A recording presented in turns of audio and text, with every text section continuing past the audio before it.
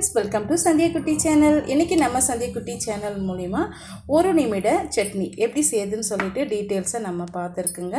வாங்க இப்போ இது எப்படி செய்யுதுன்னு சொல்லிட்டு நம்ம பார்க்கலாம். அந்த ஒரு நிமிட சட்னி எப்படி செய்யுதுன்னு சொல்லிட்டு நம்ம பார்க்கலாங்க. வீட்டில் இருக்கக்கூடிய சிம்பிளான இன்க்ரீடியன்ஸை வச்சு சட்டுன்னு ஒரே ஒரு நிமிஷத்தில் இதை நம்ம செய்து முடிச்சிடலாம். அதுக்கு பார்த்தீங்களான்னா ஒரு பெரிய சைஸு வெங்காயம் நல்லா ஒரு பெரிய சைஸை நான் கட் பண்ணி வச்சுருக்கேன். ஒரு பெரிய சைஸு பூண்டை அதை நான் கட் பண்ணி வச்சுருக்கேங்க. கொஞ்சமாக சின்ன நெல்லிக்காய் சைஸை விட கொஞ்சம் குறைவாக புளி எடுத்து வச்சுருக்கேன். தேவையான அளவுக்கு உப்பு. இப்போ நம்ம வெங்காயம் சேர்த்து விட்டுக்கலாம். சேர்த்துட்டு இது கூடவே வெள்ளை பூண்டு, புளி, தேவையான அளவுக்கு நம்ம உப்பு சேர்த்துக்கலாங்க. இப்போ இது கூடவே பார்த்திங்களான்னா ஒரு அரை டீஸ்பூன்லேருந்து 1 டீஸ்பூன் அளவு வரைக்கும் வெறும் மிளகாய் தூள் நம்ம சேர்த்துக்கலாம். இதில் நம்ம தண்ணி எதுவும் சேர்க்கக்கூடாதுங்க. ஜஸ்ட் ஃப்ளேவருக்காக ஒரு குட்டி பச்சை மிளகாவை சேர்த்துக்கலாங்க. இப்போ இதை நம்ம விட்டு நல்லா கொரப்பாக அரைச்சி எடுத்துகிட்டு ஒரு சட்னி பதத்துக்கு அரைச்சி எடுத்துகிட்டு வந்துடலாம். பாருங்கள், இது போல் நம்ம அரைச்சி எடுத்துகிட்டு வந்துட்டோம். தண்ணி எதுவும் நம்ம சேர்க்கவே கிடையாதுங்க. இப்போது நம்ம ஒரு பவுலுக்கு நம்ம மாற்றி விட்டுக்கலாம். இதை பார்த்திங்களான்னா சாதத்துக்கும் சரி, இட்லி, தோசை எல்லாத்துக்குமே ஒரு பக்கமான காம்பினேஷன் இருக்கும்.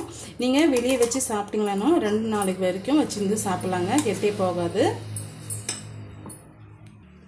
இப்போ இட்லி தோசைக்கு என்ன குழம்பு செய்யுதுன்னு சொல்லிட்டு நீங்கள் யோசிச்சுட்டு இருக்க டைமில் இது போல் ஒரு நிமிட சட்னியை நீங்கள் ட்ரை பண்ணி பாருங்கள். உங்களுக்கு ரொம்பவே ஹெல்ப்ஃபுல்லாக இருக்கும். பேச்சுலருக்கு இது ரொம்பவே ஏற்ற ரெசிபியாகவும் இருக்குங்க.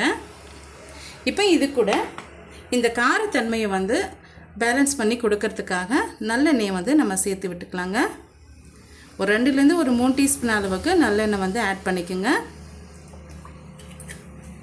அடுப்பே இல்லை, இப்போ நம்ம என்ன சட்னி செய்யுது அப்படின்னு சொல்லிட்டு நீங்கள் யோசிச்சுட்டு இருக்க டைமில் இது போல் நீங்கள் ட்ரை பண்ணி பாருங்கள். உங்களுக்கு ரொம்பவே ஹெல்ப்ஃபுல்லாக இருக்கும். இப்போ பார்த்தீங்களன்னா நிறைய பேருக்கு அந்த கேஸ் இல்லாமல் ரொம்பவே கஷ்டப்பட்டுட்டு இருக்கும். அந்த மாதிரி டைமில் இது போல் சட்னி உங்களுக்கு ரொம்பவே ஹெல்ப்ஃபுல்லாக இருக்குங்க. பாருங்கள், இப்போ இது இட்லி கூட நம்ம சேர்த்து சர்வ் பண்ணும்போது ரொம்பவே டேஸ்டியாக இருக்கும்.